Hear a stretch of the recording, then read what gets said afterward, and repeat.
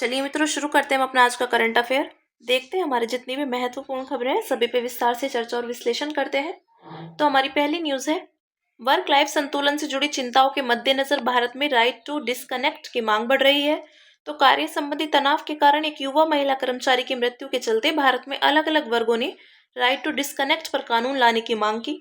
Right to disconnect करता है कि कर्मचारी वर्किंग ओवर के बाद नियोक्ता द्वारा की गई कॉल का उत्तर देने के लिए बाध्य नहीं होंगे और ऐसे कर्मचारी पर नियोक्ता द्वारा कोई अनुशासनात्मक कार्यवाही भी नहीं की जाएगी। तो भारत में राइट टू डिस्कनेक्ट की आवश्यकता क्यों है? तो मनोसामाजिक प्रभाव, अधिक कार्य के बोझ से सामाजिक बंधन कमजोर होते हैं और अलगाव की स्थिति पैदा होती है। यहाँ तक कि इससे मानसिक स्वास्थ्य संबंधी समस्याओं, हृदय संबंधी बीमारियों आदि का खतरा भी बढ़ सकता है। महिलाओं पर प्रभाव, तो एक हाल ही रिपोर्ट से पता चलता है कि ऑडिटिंग, आईटी और मीडिया जैसी पेशेवर नौकरियों में भारतीय महिलाएं सप्ताह में 55 घंटे से अधिक काम करती हैं। अन्य इसमें उत्पादकता की हानि, लंबे समय तक स्क्रीन पर रहने के कारण अनिद्रा, नींद के चक्कर में व्यवधान आदि शामिल है। भारत में राइट टू डिस्कनेक्ट की स्थिति क्या है? तो वर्तमान में भारत में राइट टू डिस्कनेक्ट को मान्यता देने वाले कानूनों का अभाव है।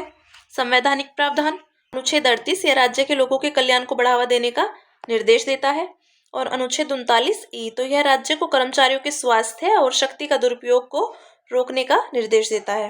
न्यायिक निर्णय, विशाखा बनाम राजस्थान राज्य 1997, तो इसमें महिला के लिए सुरक्षित कार्यस्थल सुनिश्चित करने के लिए ऐतिहासिक फैसला दिया गया था। रविंद्र कुमार धारीवाल और अन्य बनाम भारत संघ 2021, तो इसमें दिव्यांग व्यक्तियों को तार्किक सुविधा प्रदान करने तथा उनके लिए एक अनुकूल कार्यस्थल सुनिश्चित करने हेतु फैसला दिया गया था। हालिया पहल, 2018 में लोकसभा में एक गैर सरकारी विधेयक यानी प्राइवेट मेंबर्स बिल पेश किया गया था। इसका उद्देश्य वर्किंग ओवर के बाद राइट टू डिस्कनेक्ट को स्पष्ट रूप से परिभाषित करना था। राइट टू डिस्कनेक्ट पर वैश्विक स्थिति, फ्रांस 2001 में फ्रांसीसी सुप्रीम कोर्ट के लेबर चैम्बर ने फैसला सुनाया कि कर्मचारी घर से काम करने या फाइलें और उपकरण घर ले जाने के लिए बाध्य नहीं है। पुर्तगाल, यहाँ राइट टू डिस्कनेक्ट पर कानून मौजूद है। इसके तहत नियोक्ताओं के लिए आपातकालीन स्थिति को छोड़कर वर्किंग ओवर के बाद कर्मचारियों से संपर्क करना अवैध है। स्पेन, तो सार्वजनिक कर्मचारियों और कामगारों और अपने उपकरण बंद करने का अधिकार है। ऑस्ट्रेलिया, संसद ने कर्मचारियों को वर्किंग ओवर के बाद राइट टू डिस्कनेक्ट अधिकार दिया है। ठीक है, तो ये बात की हमने राइट टू डिस्कनेक्ट पर वैश्विक स्थिति के विषय में। बात करते हैं, इसरो ने CE-20 क्रायोजेनिक इंजन का सफलतापूर्वक परीक्षण किया। तो हाल ही में इसरो ने अपने CE-20 क्रायोजेनिक इंजन का सी लेवल हॉट टेस्ट सफलतापूर्वक पूरा किया है। यह परीक्षण तमिलनाडु के महेंद्रगिरी स्थित इसरो प्रोपल्सन कॉम्प्लेक्स में किया गया। इसके विषय में देखते हैं, तो क्रायोजेनिक तकनीक में बहुत कम तापमान पर रॉकेट नोदक का उपयोग किया जाता है।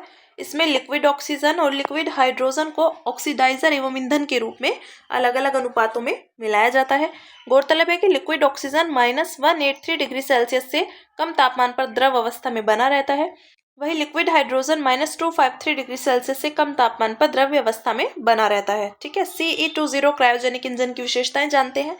तो इंजन के फिर से शुरू होने की क्षमता, यह मल्टी एलिमेंट इग्नाइट से युक्त है, जो इंजन को फिर से शुरू करने में सहायक है। ये गगनयान जैसे मिशनों के लिए अधिक महत्वपूर्ण है। इससे अंतरिक्ष से स्पेसक्राफ्ट सही से काम कर सकता है। नोजल प्रोटेक्शन सिस्टम, तो रॉकेट इंजन नोजल के भीतर फ्लो सेपरेशन और होने वाले कंपन को रोकने के लिए एक नवीन नोजल प्रोटेक्शन सिस्टम का परीक्षण किया गया।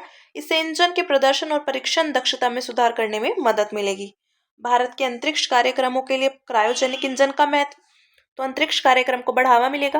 क्रायोजेनिक इंजन रॉकेट की दक्षता और थ्रस्ट को बढ़ाते हैं। इससे भारत अधिक पेलोड्स वाले गगनयान, अन्य स्पेसक्राफ्ट्स और अन्य ग्रहों के लिए शक्तिशाली मिशनों को लॉन्च कर सकता है।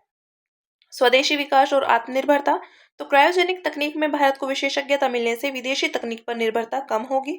भारत छठा देश है जिसने अपने स्वयं के क्रायोजेनिक इंजन विकसित किए हैं। अन्य 5 देश हैं संयुक्त राज्य अमेरिका, फ्रांस, रूस, चीन और जापान। पेलोड क्षमता में वृद्धि, तो क्रायोजेनिक इंजन उच्च विशिष्ट आवेग प्रदान करते हैं। इससे रॉकेट भारी पेलोड ले जाने में सक्षम होते हैं। ठीक है, तो ये बात की हमने भारत के अंतरिक्ष कार्यक्रमों के लिए क्रायोजेनिक इंजन के महत्व के संबंध में। अब बात करते हैं, सुप्रीम कोर्ट ने कहा कि मैनुअल स्केवेजिंग पर उसके निर्णय को लागू नहीं करना न्यायालय की अवमानना माना जाएगा। हाल ही में सुप्रीम कोर्ट ने कहा कि मैनुअल स्क्वेजिंग पर अक्टूबर 2023 के उसके निर्णय को लागू करने में विफल रहने पर केंद्र सरकार को न्यायालय की अवमानना संबंधी कार्यवाही का सामना करना पड़ सकता है। गौरतलब है कि सुप्रीम कोर्ट ने अक्टूबर 2023 में डॉक्टर बलराम सिंह बनाम भारत संघ मामले में मैनुअल स्क्वेजिंग पर महत्वपूर्ण निर्णय दिया था। तो इसमें कोर्ट ने केंद्र और राज्य सरकारों को देश में मैनुअल स्क्वेजिंग और खतरनाक तरीके से सीवर की सफाई की कुप्रथा को खत्म करने का निर्देश दिया था। हालिया निर्णय में सुप्रीम कोर्ट ने यह भी कहा कि नमस्ते योजना शुरू करने के बावजूद इस कुप्रथा का उन्मूलन कभी नहीं हुआ है, यहाँ तक कि एक भी नगर पालिका में इसका उन्मूलन नहीं हुआ है। मैनुअल स्क्वेजिंग यानी हाथ से मैला उठाने के विषय में जानते हैं। तो मैनुअल स्क्वेजिंग से आशय किसी व्यक्ति को अस्वच्छ शौचालय में या खुले नाले या गड्ढे में या रेलवे ट्रैक आदि पर मानव मल को हाथ से हटाने, उठाने या किसी भी तरीके से उसके निपटान के लिए नियोजित करने से है। वर्तमान स्थिति है इसकी 2021 में भारत में 58,098 मैनुअल स्क्वेंजर्स थे। इनमें 75% महिलाएं थी। 2018-22 के बीच सीवर और सेप्टिक टैंक की सफाई करते समय 339 लोगों की मौत हो गई थी। संवैधानिक अधिकारों का उल्लंघन। तो मैनुअल स्क्वेजिंग मुख्य रूप से अनुच्छेद 17 के तहत अस्पृश्यता का उन्मूलन और अनुच्छेद 21 गरिमा के साथ जीवन जीने जैसे मूल अधिकारों का उल्लंघन है। डॉक्टर बलराम सिंह बनाम भारत संघ मामले में सुप्रीम कोर्ट के निर्देश। तो सीवर की सफाई के दौरान होने वाली मौतों के मामले में मृत कर्मी के परिजनों को दी जाने वाली मुआवजा राशि बढ़ाकर 30 लाख रुपए की जाए। सीवर की सफाई के दौरान दुर्घटना में स्थायी दिव्यांगता और अन्य प्रकार की दिव्यांगता के लिए मुआवजा राशि क्रमशः 20 लाख रुपए व 10 लाख रुपए निर्धारित की जाए। पीड़ित कर्मियों और उनके परिजनों का पुनर्वास किया जाए। कर्मी के परिवार के बच्चों को छात्रवृत्तियां तथा कौशल प्रशिक्षण प्रदान किए जाने चाहिए। हाथ से मैला उठाने वाले कर्मियों के नियोजन का प्रतिषेध और उनका पुनर्वास अधिनियम 2013। तो इस कानून के तहत मैनुअल स्क्वेजिंग को प्रतिबंधित कर दिया गया है। हालांकि सुरक्षात्मक गियर के साथ मानव मल की सफाई को मैनुअल स्क्वेजिंग नहीं माना गया है। इस कानून के उल्लंघन पर सजा के तौर पर 2 साल तक की जेल हो सकती है या 1 लाख रुपए तक का जुर्माना लगाया जा सकता है, अथवा दोनों हो सकते हैं।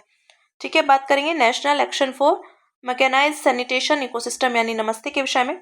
तो नोडल मंत्रालय है इसका केंद्रीय सामाजिक न्याय और अधिकारिता मंत्रालय तथा आवासन और शहरी कार्य मंत्रालय। उद्देश्य है असुरक्षित तरीके से इंसानों द्वारा सीवर या सेप्टिक टैंक की सफाई की प्रथा को खत्म करना, सीवर और सेप्टिक टैंक की सफाई के समय श्रमिकों की मौतों को रोकना तथा उनकी सुरक्षा एवं सम्मान सुनिश्चित करना है। योजना का प्रकार केंद्रीय क्षेत्र की योजना है। राष्ट्रीय सफाई कर्मचारी वित्त विकास निगम इसकी नोडल कार्यान्वयन एजेंसी है और योजना की अवधि है 2022 से 23 और 2025 से 26 तक। ठीक है, बात की हमने national action for mechanised sanitation ecosystem के विषय में। बात करेंगे भारत ने विश्व की पहली ग्रीन स्टील टैक्सोनॉमी शुरू की। तो केंद्रीय इस्पात मंत्रालय ने ग्रीन टैक्सोनॉमी शुरू की है। इसकी मुख्य विशेषताएं जानते हैं। स्टील की ग्रीननेस को प्रतिशत के रूप में व्यक्त किया जाएगा। यह इस डेटा पर आधारित होगा कि स्टील प्लांट की कार्बन डाइऑक्साइड समतुल्य उत्सर्जन तीव्रता प्रति टन फिनिश्ड स्टील से 2.2 टन CO2e उत्सर्जन की सीमा से कितनी कम है। Star rating system. तो फिनिश्ड स्टील की ग्रीननेस पर आधारित होगी। स्टार रेटिंग के लिए उत्सर्जन सीमा की समीक्षा हर 3 साल में की जाएगी। वर्तमान सीमा इस प्रकार है। तो 5 स्टार ग्रीन रेटेड स्टील प्रति टन फिनिश्ड स्टील से 1.6 टन CO2e से कम उत्सर्जन तीव्रता वाला steel. 4 star green rated steel तो प्रति टन फिनिश्ड स्टील से 1.6 और 2.0 टन के बीच CO2e की उत्सर्जन तीव्रता वाला स्टील है। 3 स्टार ग्रीन रेटेड स्टील प्रति टन फिनिश्ड स्टील से 2.0 और 2.2 टन के बीच CO2e की उत्सर्जन तीव्रता वाला स्टील। Nodal agency. तो national institute of secondary steel technology माप रिपोर्टिंग और सत्यापन तथा ग्रीननेस सर्टिफिकेट एवं स्टार रेटिंग जारी करने के लिए नोडल एजेंसी होगी। ग्रीन स्टील टैक्सोनॉमी का महत्व। तो राष्ट्रीय ग्रीन स्टील मिशन के लक्ष्य को प्राप्त करने में सहायक है। यह शीघ्र जारी होने वाली ग्रीन स्टील नीति के तहत 15,000 करोड़ रुपए के व्यय वाला प्रस्तावित मिशन है। इसका उद्देश्य स्टील उद्योग के विकार्बनीकरण में मदद करना होगा। वैश्विक प्रतिस्पर्धा को बढ़ावा देगी। तो यूरोपीय संघ की कार्बन बॉर्डर एडजस्टमेंट मैकेनिज्म जैसी वैश्विक नीतियों के तहत अधिक कार्बन उत्सर्जन करने वाले उत्पादों के आयात पर उच्च कर लगाए जा रहे हैं। ग्रीन स्टील अपनाने से भारतीय स्टील को विश्व बाजार में प्रतिस्पर्धी बने रहने में मदद मिलेगी। साथ ही यह टैक्सोनॉमी भारत को ग्रीन स्टील निर्माण में अग्रणी बनाएगी। नवाचार और विकास को बढ़ावा देगी। यह ग्रीन स्टील टैक्सोनॉमी स्टील उत्पादन में व्यापक बदलाव सुनिश्चित करेगी। इससे नवाचार को बढ़ावा मिलेगा और भारत में कम कार्बन उत्सर्जन वाले उत्पादों के लिए एक बाजार तैयार होगा। ठीक है, ये बात की हमने महत्व के विषय में। अब बात करेंगे भारत में स्टील क्षेत्र के विकार्बनीकरण के लिए शुरू की गई जो मुख्य पहले हैं। देखते हैं राष्ट्रीय वर्धित ऊर्जा दक्षता मिशन। तो राष्ट्रीय जलवायु परिवर्तन कार्य योजना के 8 मिशनों में शामिल है। परफॉर्म अचीव एंड ट्रेड योजना। तो यह NMEEE के तहत बाजार आधारित तंत्र है। इसका उद्देश्य ऊर्जा बचत प्रमाण पत्रों के माध्यम से ऊर्जा दक्षता बढ़ाना है। अन्य पहलों में शामिल है green hydrogen energy mission, national solar mission, steel scrap recycling नीति 2019 आदि। ठीक है, अब देखते हैं अगली न्यूज जो है केंद्रीय मंत्रिमंडल ने एक साथ चुनाव आयोजित करने से संबंधित विधेयकों को मंजूरी दी। तो हाल ही में केंद्रीय मंत्रिमंडल ने लोकसभा और राज्य विधानसभाओं के एक साथ चुनाव आयोजित करने से संबंधित 2 विधेयकों को मंजूरी दी है। इनमें से एक विधेयक का उद्देश्य एक साथ चुनाव कराने के लिए संवैधानिक प्रावधानों को संशोधित करना है। दूसरे विधेयक द्वारा उन केंद्र शासित प्रदेशों से संबंधित कानूनों के प्रावधानों में संशोधन किया जाएगा जहां विधानसभाएं हैं, ताकि अन्य विधानसभाओं के साथ उनके कार्यकाल को संरेखित किया जा सके। इससे पहले पूर्व राष्ट्रपति श्री रामनाथ कोविंद की अध्यक्षता वाली एक उच्च स्तरीय समिति ने लोकसभा, राज्य विधानसभाओं और स्थानीय निकायों के लिए एक साथ चुनाव कराने हेतु एक रोड मैप की सिफारिश की थी। एक साथ चुनाव कराने का अर्थ है लोकसभा, सभी राज्य विधानसभाओं तथा स्थानीय निकायों यानी नगर पालिकाओं और पंचायतों के चुनाव एक साथ आयोजित करना। एक साथ चुनाव की आवश्यकता तो शासन पर प्रभाव, बार बार चुनाव होने से विकास कार्यों में बाधा व देरी होती है तथा आदर्श आचार संहिता लागू होने के कारण नीतिगत निर्णय प्रभावित होते हैं। वित्तीय बोझ, एक साथ चुनाव कराने से धनराशि का अधिक प्रभावी और तर्कसंगत उपयोग होगा जिसे अन्य विकास कार्यों में लगाया जा सकता है। मानव संसाधन, एक साथ चुनाव होने से सुरक्षा बलों और अन्य चुनाव अधिकारियों जैसे शिक्षकों को लंबे समय तक उनके प्राथमिक कर्तव्यों से दूर नहीं रहना पड़ेगा। अन्य मतदाता भागीदारी में वृद्धि, अदालतों पर कम बोझ आदि। एक साथ चुनाव से जुड़ी चिंताएं निम्नलिखित हैं। तो इससे क्षेत्रीय दलों की चुनावी संभावनाओं पर प्रतिकूल प्रभाव पड़ सकता है। 5 साल में एक बार लोक जांच के कारण राजनीतिक जवाबदेही में कमी आ सकती है और बड़ी संख्या में ईवीएमएस की आवश्यकता जैसे तार्किक मुद्दे उत्पन्न हो सकते हैं आदि। अब बात करेंगे रामनाथ कोविंद की अध्यक्षता में उच्च स्तरीय समिति की सिफारिशें। तो संवैधानिक संशोधन, संविधान के 3 प्रमुख अनुच्छेदों में संशोधन करने की सिफारिश की गई है। इन संशोधनों के तहत 12 नए उपखंड शामिल किए जाएंगे। इसके अलावा विधानसभा वाले केंद्र शासित प्रदेश से संबंधित 3 कानूनों में बदलाव करना होगा। एकल मतदाता सूची, तो यह सूची संविधान के अनुच्छेद 325 में संशोधन करके भारतीय निर्वाचन आयोग द्वारा राज्य निर्वाचन आयोगों के परामर्श से तैयार की जाएगी। नगर पालिकाओं और पंचायतों के एक साथ चुनाव, तो इन दोनों के चुनाव लोकसभा और विधानसभा के एक साथ चुनाव होने के 100 दिनों के भीतर आयोजित किए जाएंगे। नियत तिथि, लोकसभा और विधानसभा चुनावों को समकालिक करते हुए राष्ट्रपति आम चुनाव के बाद लोकसभा की पहली बैठक की तारीख को नियत तिथि के रूप में अधिसूचित करेंगे। नए चुनाव जानते हैं। त्रिशंकु सदन या अविश्वास प्रस्ताव आदि की स्थिति में केवल शेष कार्यकाल के लिए नई लोकसभा का गठन किया जाएगा। ठीक है, अब बात करेंगे। प्रधानमंत्री ने कहा जल जीवन मिशन ग्रामीण क्षेत्रों में महिलाओं को सशक्त बना रहा है।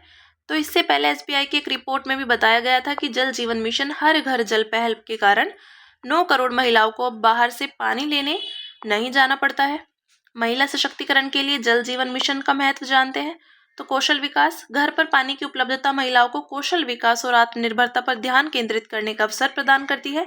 इसके अलावा समय की बचत से कृषि और व्यवसाय में महिलाओं की भागीदारी में 7.4% की वृद्धि हुई है। नेतृत्व, जेजेएम के तहत गांव की जल एवं स्वच्छता समितियों में 50% महिलाओं का होना अनिवार्य है। इसका उद्देश्य जल नियोजन में महिलाओं की आवश्यकता को प्राथमिकता देना और उनमें नेतृत्व की भूमिका को बढ़ाना है। रोजगार के अवसर, जेजेएम के तहत 59.9 लाख प्रत्यक्ष रोजगार सृजित होने की उम्मीद है। इससे महिलाओं के लिए आर्थिक अवसर बढ़ेंगे। जल जीवन मिशन हर घर जल पहल के विषय में जानते हैं। तो नोडल मंत्रालय है जल शक्ति मंत्रालय, केंद्र प्रायोजित योजना है। उद्देश्य है 2024 तक हर ग्रामीण परिवार को सुरक्षित और विश्वसनीय नल से जल की उपलब्धता सुनिश्चित करना। लक्ष्य वोश के प्रति जागरूक गांवों का विकास करना, जहां स्थानीय समुदायों को सभी के लिए दीर्घकालिक और सुनिश्चित जलापूर्ति एवं स्वच्छता सेवा प्रदान करने के लिए सक्षम बनाया जा सके। वोश यानी जल, साफ सफाई और स्वच्छता। बच्चों पर ध्यान, स्कूलों, आंगनबाड़ी केंद्रों और आश्रम शालाओं में नल से जलापूर्ति करना। प्रमुख घटक देखते हैं। जल गुणवत्ता सुनिश्चित करना, बॉटम अप प्लानिंग, स्रोत संबंधी संधारणीयता, ग्रे वाटर प्रबंधन, कौशल विकास और रोजगार आदि। प्रमुख उपलब्धियां जानते हैं। तो ग्रामीण क्षेत्रों में नल से जल कनेक्शन का कवरेज 2019 के 17% से बढ़कर 79.31% हो गया है। ठीक है, ये बात की हमने इसकी उपलब्धियों के विषय में। अब बात करेंगे अन्य सुर्खियों की। इसमें हमारी पहली न्यूज़ है अनुपूरक अनुदान यानी सप्लीमेंट्री ग्रांट। हाल ही में केंद्र सरकार ने अनुपूरक अनुदानों की मांग के रूप में निवल अतिरिक्त व्यय के लिए संसद की मंजूरी मांगी। इसके विषय में जानते हैं। संविधान के अनुच्छेद 115 के तहत अनुपूरक अनुदान की मांग तब की जाती है जब उस वित्त वर्ष के लिए संसद द्वारा किसी विशेष सेवा हेतु पहले से अधिकृत आवंटन पर्याप्त नहीं पाया जाता। अनुच्छेद 115 के तहत अन्य अनुदान, तो अतिरिक्त अनुदान की बात करें तो इसका अनुरोध तब किया जाता है जब उस वर्ष के बजट में उल्लेख नहीं की गई कुछ नई सेवाओं के लिए अतिरिक्त व्यय की आवश्यकता होती है। अधिक अनुदान, जब किसी वर्ष के बजट में किसी सेवा के लिए आवंटित राशि से अधिक धन पहले ही खर्च किया जा चुका हो तब इस अनुदान का अनुरोध किया जाता है। ठीक है, शेंगेन जोन देखते हैं। तो बुल्गारिया और रोमानिया 1 जनवरी 2025 से शेंगेन के पूर्ण सदस्य बन जाएंगे। के विषय में जानते हैं, विश्व में सीमा रहित सबसे बड़ा क्षेत्र है। यह क्षेत्र 400 मिलियन से अधिक लोगों को वीजा मुक्त आवाजाही की सुविधा प्रदान करता है। शेंगेन लग्जमबर्ग के एक गांव का नाम है। इसी गांव में 1985 में शेंगेन समझौते और 1990 में शेंगेन कन्वेंशन पर हस्ताक्षर किए गए थे। इसके 29 सदस्य हैं। यूरोपीय संघ के 27 सदस्य देशों में से 25 देश इसके सदस्य हैं। ईयू के 2 सदस्य साइप्रस और आयरलैंड शेंगेन के सदस्य नहीं हैं। इसके अन्य 4 सदस्य हैं स्विट्जरलैंड, नॉर्वे, आइसलैंड और लिechtenstein। ये ईयू के सदस्य नहीं है। कॉमन शेंगेन वीजा, जो व्यक्ति यूरोपीय संघ के देशों के नागरिक नहीं है वे इस वीजा के जरिए सीमा पर बिना चेकिंग के शेंगेन से संबंध देशों की यात्रा कर सकते हैं। ठीक है, ये बात की शेंगेन जोन के विषय में बात करेंगे। लताकिया बंदरगाह के विषय में, तो हाल ही में इजराइल की सेना ने सीरिया के कई प्रमुख सैन्य अड्डों पर हमला किया। इनमें लताकिया बंदरगाह पर सीरियाई सेना के जहाज भी शामिल हैं। लताकिया बंदरगाह के बारे में जानते हैं, तो यह पश्चिम सीरिया में पूर्वी भूमध्य सागरीय तट पर स्थित है। इसके पास विशाल कृषि क्षेत्र स्थित है। यह सीरिया का प्रमुख बंदरगाह है। यहाँ से बिटुमेन व डामर, अनाज, कपास, फल, अंडे, वनस्पति तेल, मिट्टी के बर्तन और तंबाकू निर्यात किए जाते हैं। इस बंदरगाह शहर के स्थानीय उद्योग हैं कपास की ओटाई, वनस्पति तेल प्रसंस्करण, चमड़ा उत्पादन और स्पंज फिशिंग। भूमध्य सागरीय क्षेत्र में स्थित सीरिया के अन्य बंदरगाह हैं टार्टरस और बनियास।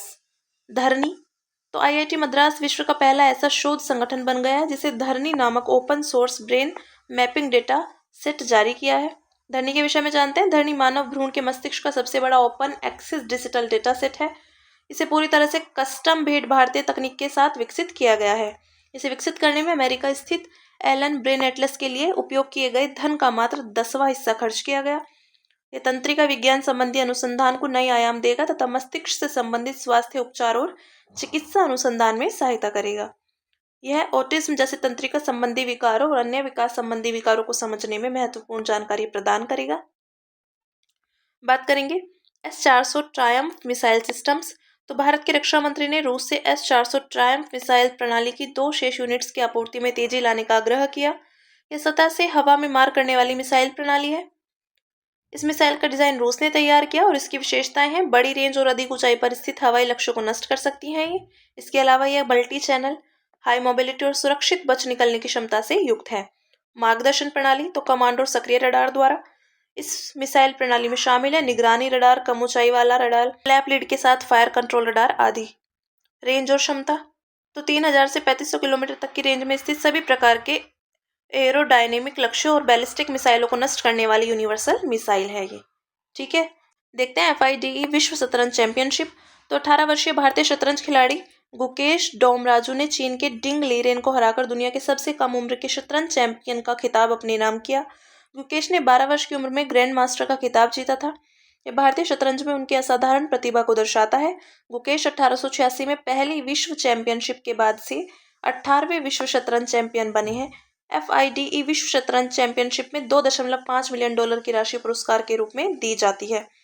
इसके विषय में जानते हैं, तो मुख्यालय इसका लॉजेन स्विट्जरलैंड में, उत्पत्ति वर्ष 1924 में पेरिस में स्थापित। इसका आदर्श वाक्य We are one family भूमिका है।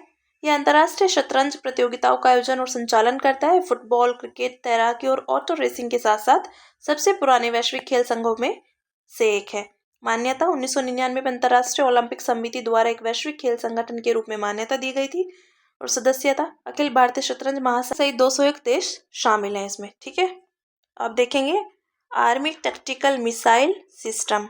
तो रूस के रक्षा मंत्रालय के अनुसार यूक्रेन ने आर्मी टैक्टिकल मिसाइल सिस्टम मिसाइलों से दक्षिणी रूस के टैगानोगा में एक सैन्य हवाई क्षेत्र पर हमला किया। इस मिसाइल की आपूर्ति संयुक्त राज्य अमेरिका ने की थी। इसके विषय में जानते हैं, तो इसका निर्माण अमेरिकी कंपनी लॉकहीड मार्टिन ने किया। यह 300 किलोमीटर की रेंज तक सतह से सतह पर मार करने वाली बैलिस्टिक मिसाइल है। यह बैलिस्टिक मिसाइल किसी निर्धारित लक्ष्य पर वॉरहेड्स पहुंचाने के लिए प्रोजेक्टाइल मोशन यानी गुरुत्वाकर्षण का उपयोग करती है। लॉन्च प्लेटफॉर्म, इसे high mobility artillery rocket system और M270 multiple launch rocket system से लॉन्च किया जा सकता है। ठीक है, अब बात करेंगे अबथस हायेश्वर मंदिर के विषय में। 1300 साल पुराने अबथस हायेश्वर मंदिर को 2024 में यूनेस्को एशिया प्रशांत पुरस्कार से सम्मानित किया गया। यह सम्मान इस मंदिर के सांस्कृतिक और ऐतिहासिक संरक्षण के लिए दिया गया है। इसके विषय में जानते हैं। यह मंदिर तुकाची तंजावुर जिले में स्थित है। ऐतिहासिक नाम, तुकाची को चोल साम्राज्य के दौरान विक्रम चोलीश्वरम और कुलोत्तुंग चोल नल्लूर तुकाची के नाम से जाना जाता था। निर्माण, मंदिर का निर्माण राजा विक्रम चोल और कुलोत्तुंग चोल ने करवाया था। कुलोत्तुंग ने सर्वेश्वर के लिए एक प्रतिमा स्थापित कराई थी। यही कारण है कि इस देवता को आदि सर्वेश्वर कहा जाता है। मंदिर की अनूठी विशेषताएं, तो संरचनात्मक संरक्षण में हिंदू मंदिर निर्माताओं के ज्ञान और तकनीकों को लागू किया गया है। ठीक है, बात की हमने अबथसहायेश्वर मंदिर के विषय में। बात करेंगे सुर्खियों में रहा स्थल है हमारा निकारागुआ, राजधानी है इसकी मानागुआ। तो भारत और निकारागुआ ने त्वरित प्रभाव वाली परियोजनाओं को लागू करने के लिए एक अम्ब्रेला समझौते पर हस्ताक्षर किए। यह मध्य अमेरिका में स्थित है और क्षेत्रफल की दृष्टि से मध्य अमेरिका गणराज्यों में सबसे बड़ा है। इसके उत्तर में होंडुरास और दक्षिण में कोस्टा रिका है। समवर्ती जल निकाय है, पूर्व में कैरिबियन सागर और पश्चिम में प्रशांत महासागर। सदस्यता, यह सेंट्रल अमेरिकन इंटीग्रेशन सिस्टम और community of Latin America and Caribbean states, विश्व व्यापार संगठन आदि का सदस्य है। भौगोलिक विशेषताओं की बात करें तो जलवायु है, इसके पश्चिमी भाग की तुलना में इसका पूर्वी भाग अधिक ठंडा और आर्द्र है। प्रमुख झीलें हैं लागो डी निकारागुआ और लागो डी मानागुआ। प्रमुख नदियां हैं नीग्रो, टेरोरियल, टैमारिंडो आदि। सबसे ऊंची चोटी है मोगोटन पीक आदि। ठीक है, तो ये हमारी आज की जितनी भी महत्वपूर्ण खबरें थी, हमने सभी पे विस्तार से चर्चा और विश्लेषण किया है। अब इसी के साथ मिलते हैं कल अपनी नई खबरों के साथ।